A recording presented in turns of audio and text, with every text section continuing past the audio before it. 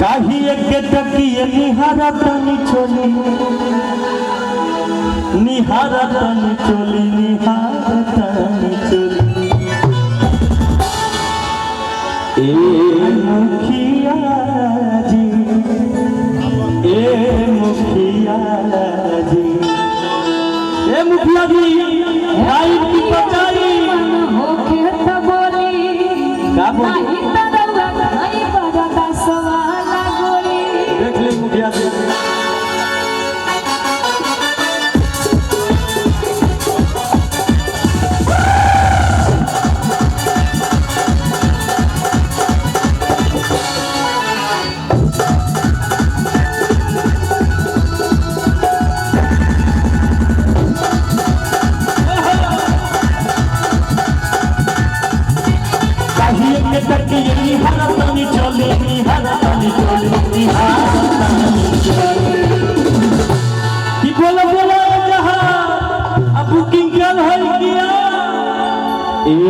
मुखिया जी ए मुखिया जी ए मुखिया जी मन हो मुखिया जी मन हो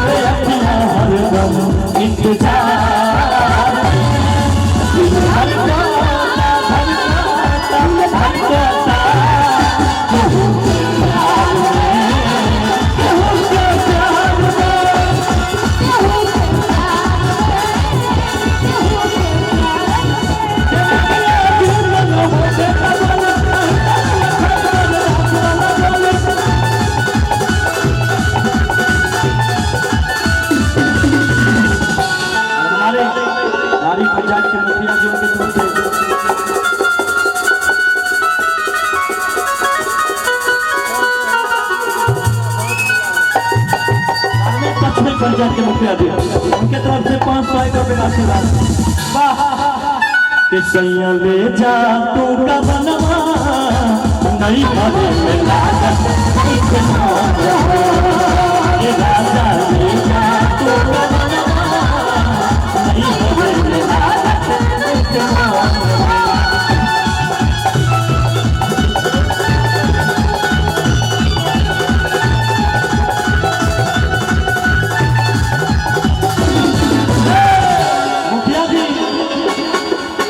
काहेला इतना बेहाल भइल बानी कहीं दरवाना में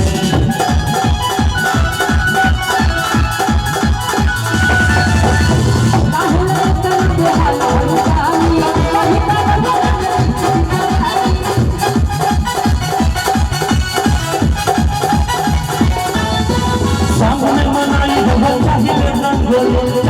रंगोली बोला बोला कबूला नीचे चढ़ू की ऊपर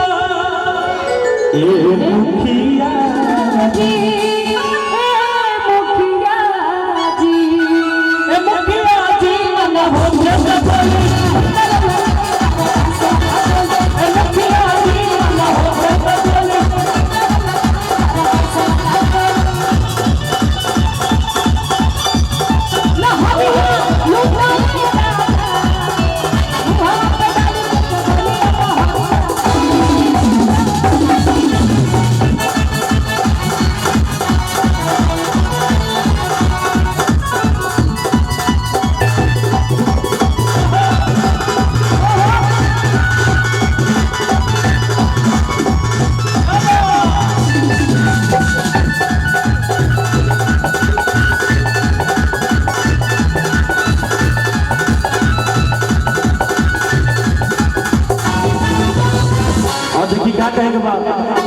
छाती पानी रवा राइफल भी रवले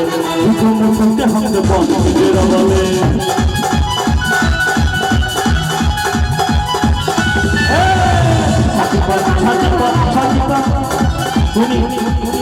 छाती पर छाती पर छाती पर छाती पर छाती पर बने रवा राई पर फिर बोले